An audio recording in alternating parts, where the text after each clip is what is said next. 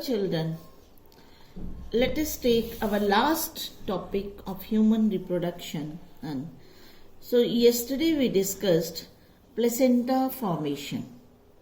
We discussed that after implantation, finger-like projections appear on this trophoblast, and these interdigitate with the mother's tissue, uterus tissue, and this form a structural and functional unit between the developing embryo and the mother, and this is known as a placenta. Then we also discussed the function of placenta. Placenta, it is attached with the embryo through a cord which is known as umbilical cord.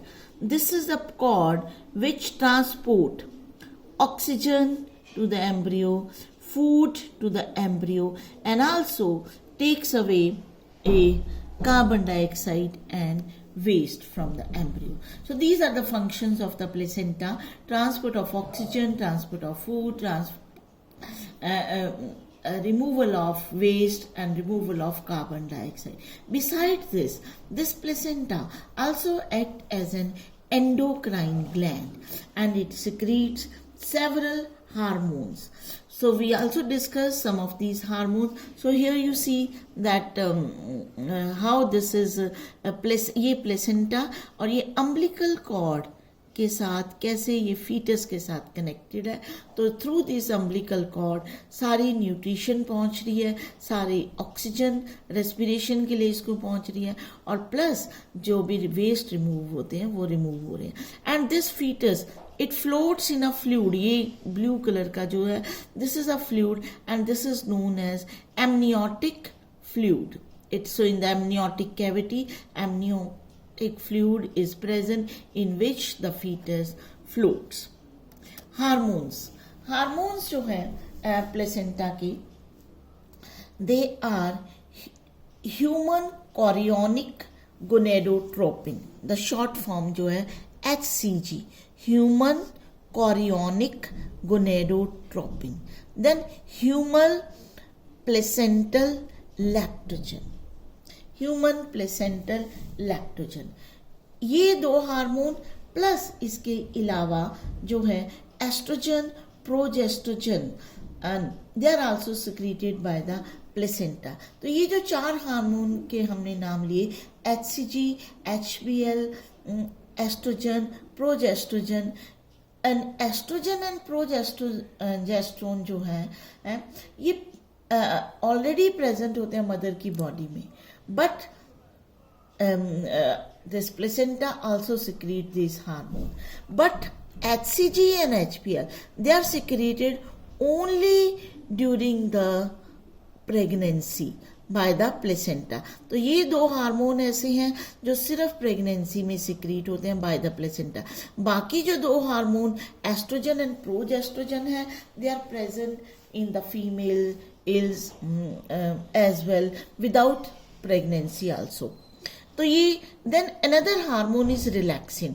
This is not secreted by the placenta, but it is secreted by the ovary.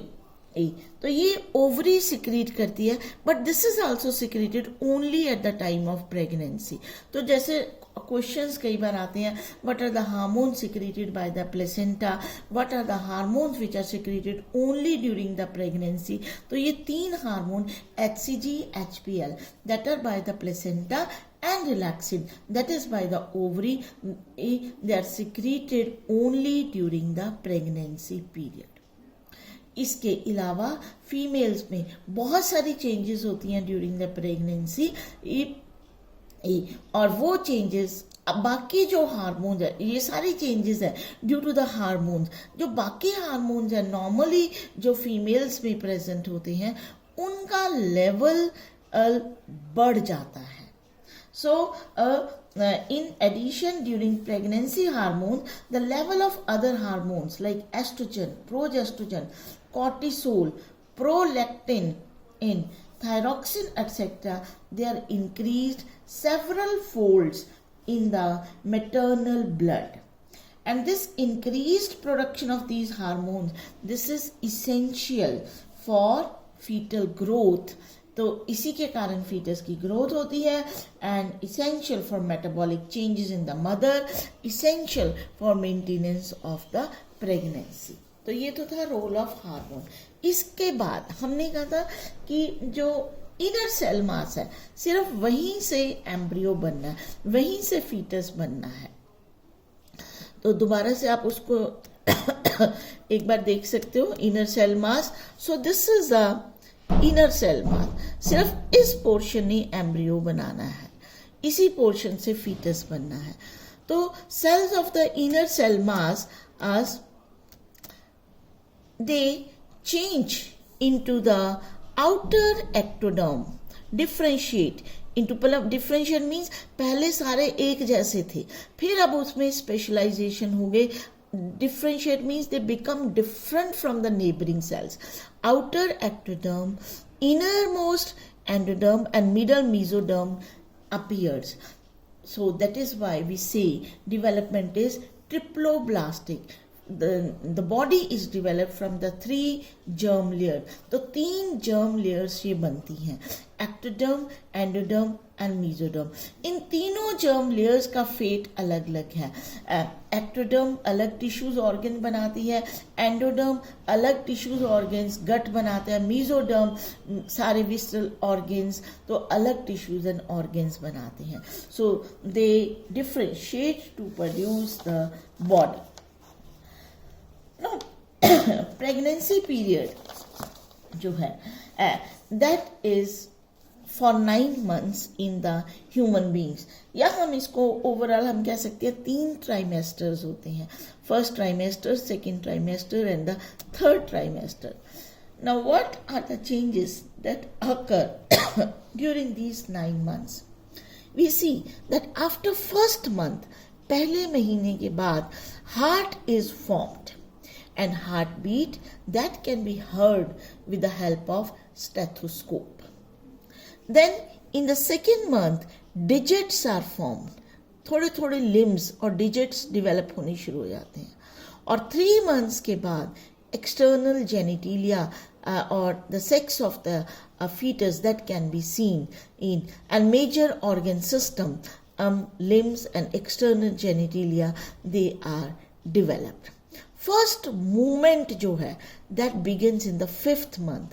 पहली movement जो होती है foetus की 5th month में, and hair कुछ थोड़े थोड़े hairs जो है वो आने शुरू होते हैं 5th month में, और 6 months तक यानी कि सेकेंड ट्राइमेस्टर तक ऑलमोस्ट इट इज डेवलप.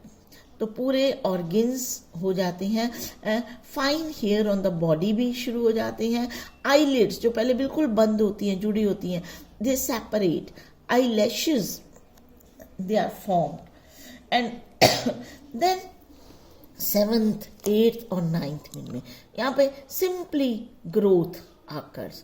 तो यहाँ पे कंप्लीट हो गई, ऑर्गन्स बन गए, growth even the 7th month अगर फीटस की भी डिलीवरी हो जाती है, या that survives. Then 7th, 8th और 9th month तक जो है सिर्फ ग्रोथ कंटिन्यूज, और after 9 months there occurs the delivery of the child fetus. Now the period of pregnancy, that is known as a gestation period, 9 months in a human. Delivery process के लिए हम जो technical term use करते हैं that is parturition, and this occurs by the contraction of uterine myometrium. What is myometrium? It is a middle layer of the uterus, जो कि myo means muscle से बनी होती है. yeah. तो एंडोमेट्रियम हमने पढ़ा था कि इसमें बहुत सारी साइक्लिक चेंजेस जो होती हैं मेंस्ट्रुअल साइकिल में. मायोमेट्रियम उसके बाहर जो कि मसल्स की थिक पोर्शन है. तो कॉन्ट्रैक्शन ऑफ मायोमेट्रियम से पार्ट्यूरेशन प्रोसेस होता है, and it is made up of muscles as you know they help in the movement. अब सिग्नल इसका कब स्टार्ट होता है? When the foetus is fully develop. 9 months में जब फुली डेवलप हो जाता है तो फीटस एंड प्लेसेंटा सिग्नल वहां से ओरिजिनेट होता है, और इस सिग्नल को हम कहते हैं fetal ejection reflex. It induces mild contraction of the uterus. तो यूटरस में हल्की सी, बहुत हल्की सी कॉन्ट्रैक्शंस होती हैं. This is known as fetal ejection reflex. इसके बाद यूटराइन की कंट्रैक्शंस जो है induces, stimulate release of oxytocin hormone from the mother's pituitary gland. So it stimulates at pituitary gland to release oxytocin hormone. Oxytocin hormone जो है that is also known as childbirth hormone. तो जैसे थोड़ी सी contraction होती है तो oxytocin release होता है. ऑक्सीटोसिन क्या करता है? It causes forceful contraction of myometrium. फिर मायोमेट्रियम मसल्स की फोर्सफुल कंट्रैक्शन होती है जिसको हम क्या देते हैं, लेबर पेन्स. जब फोर्सफुल कंट्रैक्शन होती है ये और स्टिमुलेट करता है पिट्यूटरी ग्लैंड को टू रिलीज मोर ऑक्सीटोसिन. तो ऑक्सीटोसिन ज्यादा, फिर स्ट्रॉन्गर कंट्रैक्शन. तो दिस साइकिल गोज ऑन, पूरा एक के बाद एक साइकिल होता जाता है. ज्यादा ऑक्सीटोसिन, ज्यादा कॉन्ट्रैक्शन, ज्यादा कॉन्ट्रैक्शन, ज्यादा ऑक्सीटोसिन. तो ये साइकिल चलता रहता है. And this oxytocin secretion continues inducing stronger and stronger contraction and then pushes the fetus out through the birth canal or dilated cervix. And this is again this is facilitated by the hormone relaxin. So then after the delivery of the fetus, जैसे fetus बाहर आता है, placenta, it is also expelled out of the uterus. तो जैसे कि अक्सर आपने सुना भी होगा कि sometime when labor pains नहीं होती हैं तो doctors they use these pains in. How do they induce these pains? With the help of these injections. Oxytocin hormones injection दिए जाते हैं जिससे पेन्स जो है वो इंड्यूस की जाती हैं. Then and mammary glands, they also undergo differentiation and during the pregnancy and they start producing milk towards the end of the pregnancy and this is known as lactation. So this helps the mother in feeding the newborn. And milk that is produced during the initial days is known as the colostrum. This contains several antibodies which are absolutely necessary to develop resistance in the newborn babies. So this helps in developing immunity to the newborn baby. This type of immunity is called passive immunity when one gets ready-made antibodies from somewhere. So here also the baby gets antibodies from the mother's milk.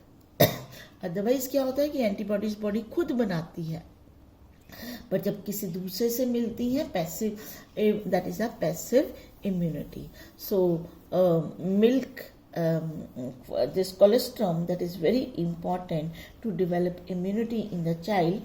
And breastfeeding during the initial period of infant growth is recommended by the doctors for bringing up a healthy baby. So this completes your chapter of human reproduction.